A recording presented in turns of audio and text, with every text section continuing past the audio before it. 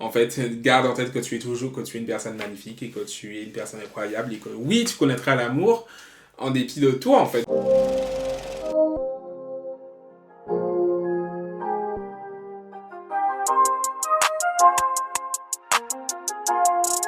I'm just saying that life is hard, you know. The world is money. I want money, you know. Levitation upper grade. I've been rapping broken since the early grade. I'm a queen, I'm a motherfucking ruler. I'm a woman, I'm a queen, I'm a motherfucking ruler. I'm a woman, I'm a queen, I'm a motherfucking ruler. Quelques définitions essentielles autour de la notion du genre pour mieux comprendre cet épisode. Si le terme sexe concerne plutôt les attributs du corps, genre concerne plutôt des aspects psychologiques et sociaux. On parlera de construction sociale. L'identité de genre de quelqu'un est le genre auquel une personne s'identifie, peu importe ce qui est indiqué sur son acte de naissance. Depuis les années 70, dans le monde anglo-saxon surtout, se sont développés les Gender Studies, des études et débats universitaires autour de la question du genre. Le genre social est le genre dans lequel on est reconnu par notre entourage au quotidien. Queer, qui signifie étrange en anglais, est un terme qui englobe toutes les identités de genre ou orientations sexuelles et romantiques qui diffèrent de la norme sociétale qui, elle, est hétérosexuelle, cisgenre et binaire, c'est-à-dire homme-femme et rien d'autre. Queer était utilisé comme une insulte envers la communauté LGBTQ+, qui se l'est réappropriée. Donc au-delà des identités, queer a aussi une connotation politique et militante. Lorsque le genre que l'on nous a attribué à la naissance est en adéquation avec celui auquel on s'identifie. Personne trans, personne qui ne s'identifie pas ou pas complètement au genre associé à son sexe de naissance. La transphobie est une discrimination qui se base sur l'identité d'une personne trans. Alors moi c'est Kelisha, j'ai 27 ans, je suis une femme trans noire et militante antiraciste, féministe pour les droits des LGBT. On dirait que je suis sur les réseaux sociaux à faire ma présentation. Mon adolescence. C'était assez difficile, très difficile. Parce qu'en fait, j'étais socialement encore un homme, oui. Donc, et j'étais perdu en fait, j'étais perdu entre mon genre et ma sexualité. Pendant longtemps, j'ai cru être un jeune garçon gay. Je devais vivre en fait, je devais évoluer en fait parmi des personnes cisgenres et hétéros, en essayant de cacher qui j'étais, en étant persuadé que je ne pourrais jamais être une femme non plus, en plus dans tous les cas. Et car donc assez quotidiennement, c'était difficile. Je pensais être la seule personne à exister avec ce genre de problème, si on peut appeler ça ainsi, en tout cas. Pour moi, c'était le cas, en tout cas, à l'époque. Assez souvent, ce n'était pas très heureux, non. Et puis, je subissais beaucoup de harcèlement scolaire parce que, en fait, j'étais grosse étant adolescente. Donc, j'ai subi énormément de grossophobie. C'était très quotidien. Et puis, les profs, ils n'étaient pas très alertes là-dessus. Je pense que les profs, ils voient toujours ce qui se passe en fait entre les élèves, mais ils préfèrent penser que ce sont des gentils jeux au lieu d'intervenir.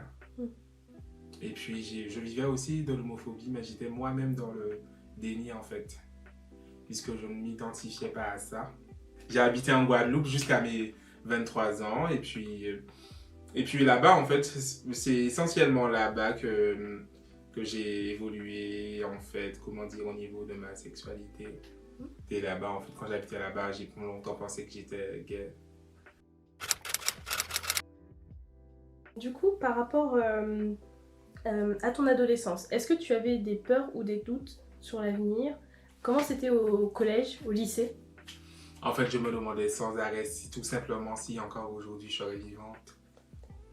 Et puis, c'est une question que je me pose encore pour l'avenir dans tous les cas. Mais ça ne me paraissait pas évident à l'époque. Donc, je me demandais si jamais un jour quelqu'un pourrait me désirer, quelqu'un pourrait m'aimer, me considérer comme être humain en fait, ou rencontrer des gens comme moi-même, si en fait d'autres personnes comme moi pouvaient exister en fait. C'était essentiellement les questions que je me posais en fait. Est-ce qu'un jour je pourrais être heureuse? C'était ça mes questions. Est-ce qu'il y a des peurs aujourd'hui que tu as réussi à surmonter ou des doutes auxquels tu as réussi à répondre? Et si oui, comment? Alors, l'une des premières peurs que j'ai réussi à surmonter, c'est d'oser exister en fait aux yeux de tous, dans une identité qui est la mienne. Ça m'a pris du temps. Oui, la personne en fait que j'étais adolescente, aujourd'hui a réussi à régler au moins quelques questions. Je sais aujourd'hui que je suis lié à des personnes qui me disent hier, que je peux être heureuse même si ce n'est pas tous les jours facile. J'aimerais lui dire qu'elle peut être fière d'avoir vécu jusqu'à maintenant et d'avoir osé en fait faire les choix les plus importants de sa vie. À qui tu t'identifiais adolescente? Est-ce que tu avais un modèle? En fait, quand j'étais adolescente, il n'y avait aucune autre personne noire avec qui j'arrivais à m'identifier puisqu'on me donnait souvent le sentiment de ne pas être assez noir. Pourtant, j'ai grandi en Guadeloupe en fait, mais parce qu'en fait, je ne parlais pas, pendant des années, je ne parlais pas créole, donc les gens les gens avaient l'impression que j'avais honte de ma négritude et effectivement, je pense qu'on est tous passés par là. Et en plus, j'étais queer. Donc j'entendais souvent en fait les personnes parler de l'homosexualité comme en fait une maladie venant des blancs assez souvent et que en fait en tant qu'homme noir, puisque c'était mon vécu à ce moment-là, je ne pouvais pas être un homme noir et être homosexuel en fait. Donc j'avais du mal à m'approprier cette identité pleinement. Mes modèles sont arrivés un peu plus tard dans ma vie, vers la fin de mon adolescence. Notamment, en fait, une actrice dans une série que je regardais, Glee, c'est une femme trans noire aussi aujourd'hui. Et elle jouait le rôle, en fait, d'une personne trans noire au lycée. Et à l'époque, cette personne m'avait énormément inspiré. Et aujourd'hui, en fait, je la suis encore sur Instagram. Et puis au fond de moi, je la remercie d'avoir existé à cette époque-là. La transmisogynie est un terme inventé par une transactiviste nommée Julia Serrano qui met en lumière une misogynie vécue spécifiquement par les femmes trans sur la base de leur identité. La vie en France, vu que tu es arrivée à l'âge adulte, en France, en métropole. Oh, tu sais, tu peux dire en France. Il suffit de dire en France. Hein. Et est-ce que finalement, tu as mieux vécu? Alors, pour certaines choses, oui.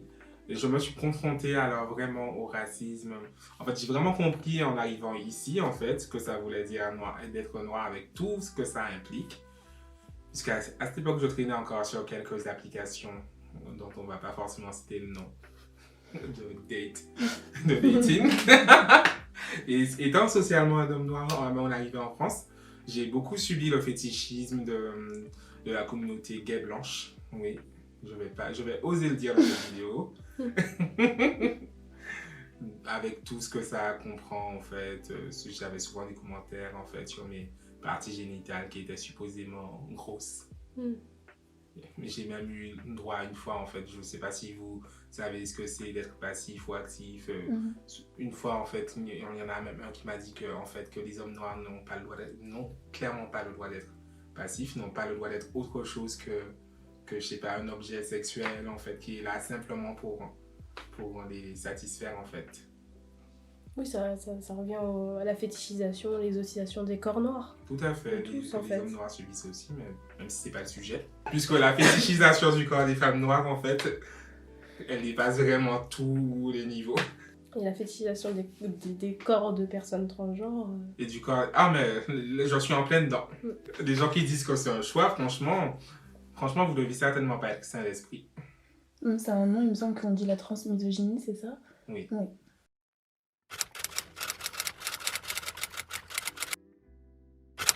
Là, c'est clairement ce que je vis, puisque j'ai entamé ma transition il y a un an. En fait, presque un an. À la fin du mois de décembre, ça fera un an précisément. Transitionner, en fait, c'est quand, en fait, en tant que personne trans, queer, trans ou non-binaire, en fait, on décide, en fait, socialement, puisque la transition n'est pas que médicale, elle est sociale aussi. La transition sociale, c'est clairement, en fait, d'assumer au grand jour d'être une personne trans et de l'annoncer aux gens, de faire un coming out. Et ça se lit aussi bien dans les pronoms, en fait, que dans la manière dont on aborde le quotidien. Si on décide genre et enfin en fait en l'identité qu'on ressent au fond de nous en fait, et pas juste par ce qui a été décidé par la société par rapport aux attributs sexuels.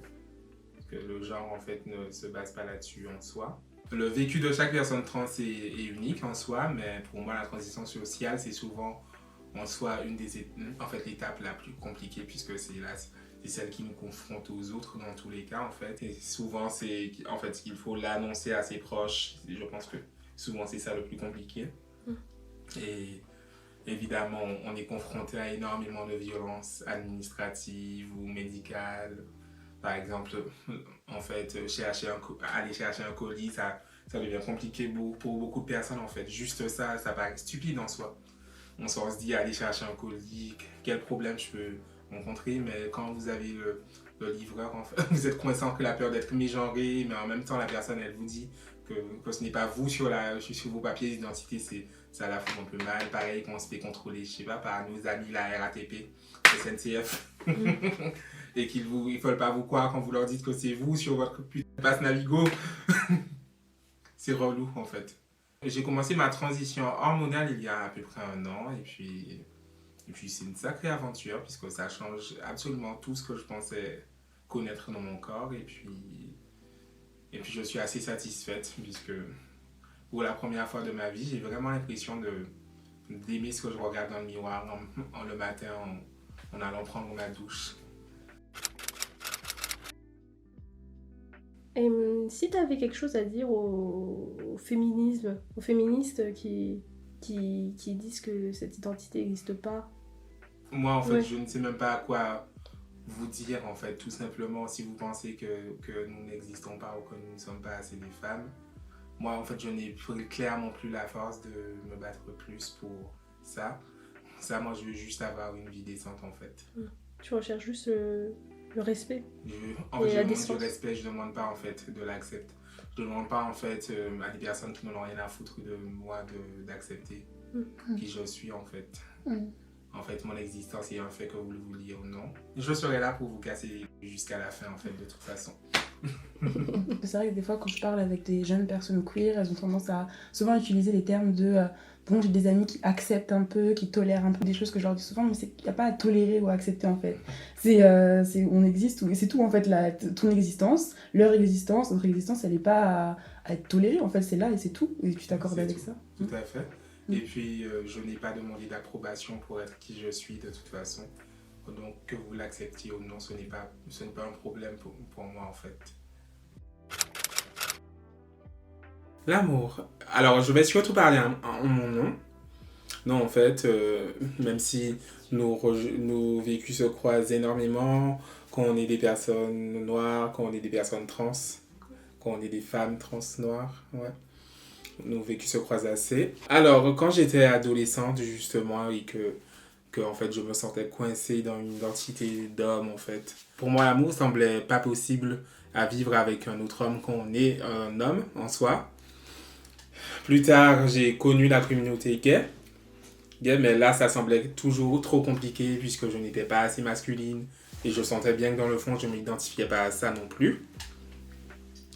Et maintenant, en tant que femme trans noire, en fait, c'est très compliqué puisque, en fait, il y a énormément de fétichisme en fait, autour de nos identités. Les gens sont vraiment obsédés par tout ce qui touche à notre transition plus qu'à notre propre personne. Assez souvent, quand j'annonce à un homme que je suis une femme trans, ou qu'il se doute que je suis une femme trans de lui-même, en fait, les premières questions que les personnes auront toujours par rapport à mes parties génitales. Ils voudront savoir si j'ai des parties génitales féminines ou masculines, en gros un pénis ou un vagin. C'est souvent la question qui revient, en fait. Là, vous vous rendez compte qu'on n'est connu à aucun mal à vous demander à quoi votre sexe ressemble, en fait. Moi, je suis toujours stupéfaite, en fait. Du coup, en fait, les personnes se concentrent tellement, en fait, sur l'aspect transition médicale que, en fait, là, vous n'êtes même plus une personne, en fait. Après, effectivement, l'amour n'est pas impossible à connaître. Hein. Si d'autres femmes trans noires regardent ça, j'espère qu'elles le savent. Parce que oui, en fait, on peut tomber sur des personnes qui nous aiment vraiment et qui nous considèrent comme des êtres humains, en fait, et pas juste comme des concepts ou des choses. Évidemment, c'est possible, mais c'est toujours ultra compliqué d'avoir des relations saines quand on est une femme trans noire. On est à l'intersection de beaucoup de choses à la fois, des LGBT-phobies, du racisme, et du fait d'être une femme tout simplement, avec tout ce que ça implique. C'est pas parce que en fait là j'ai une personne qui m'aime et qui s'intéresse à moi que je suis prête à dire oui à tout ce que cette personne pourrait me demander, puisque que c'est pas parce que en fait une personne vous aime qu'elle ne peut pas vous faire de mal en fait. Et même si ce n'est pas forcément intentionnel, oui en fait il faut garder en tête que vous n'êtes pas obligé de dire oui à tout. Et que si quelque chose ne vous paraît pas normal dans une situation, ce n'est pas vous qui avez un problème en fait. Et si la personne refuse de comprendre ce qui vous angoisse parce qu'en fait, ça la saoule en fait, de ne pas pouvoir vivre telle ou telle chose avec vous. Et ça peut arriver évidemment, et ça arrivera en fait. Ça arrivera, c'est normal. Mais si c'est systématique, que la personne n'a clairement aucune envie de vous rassurer, ou cette personne, elle veut juste en fait faire ce qui lui plaît dans votre relation, et ce que vous en ressentez, ce n'est pas son problème en fait, vous n'avez rien à faire avec cette personne. Et cette personne n'a rien à faire dans votre vie en fait. Ou même les personnes qui ne veulent pas vous assumer. Ou les personnes qui ne veulent pas vous assumer, c'est pareil au grand jour. Moi je suis une femme trans et je sais que ce n'est pas forcément... En fait ce n'est pas forcément facile, ce ne sera pas facile. Par exemple, dans mon cas, je ne demande pas à une personne de faire une espèce de coming out auprès de sa famille en disant qu'il est en couple avec une femme trans. Mais je ne veux pas non plus que toutes nos sorties, tous nos projets soient centrés uniquement sur nous deux, entre quatre murs, où personne ne nous verra jamais en fait. Moi je souhaite à tout le monde d'être avec une personne qui sera capable de les aimer en fait, même au-delà de quatre murs en fait, et même au-delà de quelques SMS avec un faux nom mis à la place de notre propre nom en fait. Oui, tout le monde mérite d'être aimé pour de vrai en fait. Pas juste un simulacre d'amour, un simulacre de relation, mais une vraie relation où en fait vous vous sentirez aimé, où vous aurez l'impression d'être plus qu'un concept, plus qu'une couleur, plus qu'un genre en fait. C'est vrai que ça fait grave universaliste et dit comme ça, mais on a envie de ça aussi. C'est pour ça qu'on est militante après tout. On a envie que, évidemment on ne peut pas échapper à ce qu'on est, même dans nos relations amoureuses. Mais moi j'ai envie d'être en couple avec une personne qui me donne envie d'être plus qu'humaine en fait. Alors ma chérie, oui, je sais que quoi qu'il se passe en fait, si je devais parler à une petite sœur comme ma nièce qui a 14 ans par exemple, et que tu es persuadé que sur Terre personne ne t'aimera jamais, ou que personne ne te désirera jamais parce que tu ne l'es pas en fait, je sais que là ça ne fait pas sens à cet instant en fait, au moment où on te le dit, mais en fait, garde en tête que tu es une personne magnifique et que tu es une personne incroyable, et que oui, tu connaîtras l'amour en dépit de toi, en fait. Tu finiras par trouver l'amour et à trouver une personne qui t'aimera, en fait, pour ce que tu es. Et en fait, malgré tout ce que les gens autour peuvent dire pour essayer de vous détruire, en fait, ils n'auront pas raison dans tous les cas. Vous y arriverez. Si tu devais faire une lettre, donner des conseils à ce qu'on considère comme nos petites sœurs, donc des jeunes femmes plus jeunes que nous, peut-être particulièrement des jeunes femmes queer, qu'est-ce que ce serait ? Qu'est-ce que je leur dirais pour survivre à ce monde ? Ce serait en tout cas, premièrement, de ne pas avoir peur d'exister, mais évidemment, je ne vous dis pas ça en fait, comme si vous devriez vous en foutre de tout ce qui nous entoure, puisque les dangers qui nous entourent et les peurs qu'on a ne sont pas en fait juste dans nos têtes en fait. Et ça, je trouve que les personnes queer blanches ne le disent pas assez. Si vous êtes une adolescente queer, même si en fait vos parents vous aiment, ça ne les empêchera pas de vous faire du mal pour ça en fait. En fait, il y a encore beaucoup de personnes qui se retrouvent mis à la porte, et ça c'est déjà dur, et il y a aussi les violences physiques dues à ça, venant de nos parents, donc oui. Oui, entourez-vous bien de bonnes personnes et faites attention à vous. Vous pouvez en parler, évidemment, je ne vous dirai jamais de ne pas en fait en parler, c'est normal puisque c'est horrible d'être seul, de n'avoir personne en fait autour de soi. Mais il faut vraiment faire attention à qui on parle, et si en fait au fond de vous, vous sentez que la personne, au moment où vous parlez à une personne, votre instinct vous dit que cette personne vous fera du mal, franchement, fiez-vous à ça, ça vous sauvera la vie, vraiment. Ne doutez jamais de vous-même en fait, jamais. Parce que vous avez forcément raison dans ce que vous ressentez. Se fier à son instinct et croire ses ressentis. Tout à fait.